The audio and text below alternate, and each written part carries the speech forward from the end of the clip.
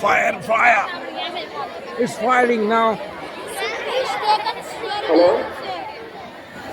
మన నిజ జీవితంలో ప్రతి ఒక్కరికి కూడా ఇంట్లో చాలా అవసరమైంది గ్యాస్.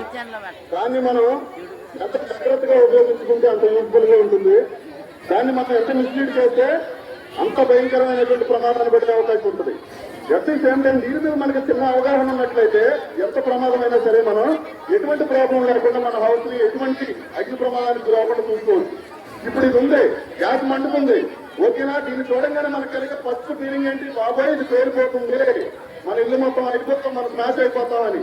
అదే మీకు కొంచెం అవగాహన ఉన్నట్లయితే ఇది మండే గ్యాస్ మండే ఎటువంటి పరిస్థితుల్లో కూడా ఎటువంటి బ్లాస్ట్ అయ్యే అవకాశం లేదు. మీకు కొంచెం ధైర్యంగానే ఉండుంటే దీనికి మీకులాగా నేను కూడా మనిషినే, ఎటువంటి ఎలిమెంట్స్ అవసరం లేదు, బ్లాంకెట్లు అవసరం లేదు, బకెట్లు అవసరం లేదు, ఏమీ అవసరం లేదు.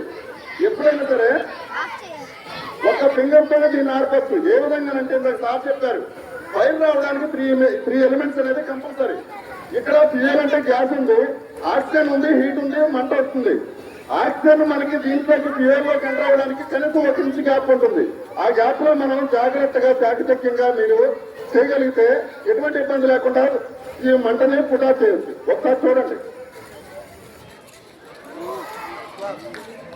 అర్థమైందా? కొంచెం ధైర్యం, కొంచెం అవగాహన, దాని మీద కొంచెం మనకి అబ్జర్వేషన్ ఉన్నట్లయితే ఎటువంటి ప్రమాదం అయినా సరే అప్పటికప్పుడే ఎటువంటి ప్రాబ్లం లేకుండా మనం క్లియర్ చేయవచ్చు. మీరు చాలా జాగ్రత్తగా పెట్టుకోండి. అలాగని చెప్పేసి ఇంటికి వెళ్ళిన తర్వాత గ్యాస్ బండ్ ఓపెన్ చేసి బట్టలు ఎత్తుకండి. ప్రమాదం జరిగినప్పుడు మాత్రమే, ఓకేనా? ప్రమాదం జరిగినప్పుడు మాత్రమే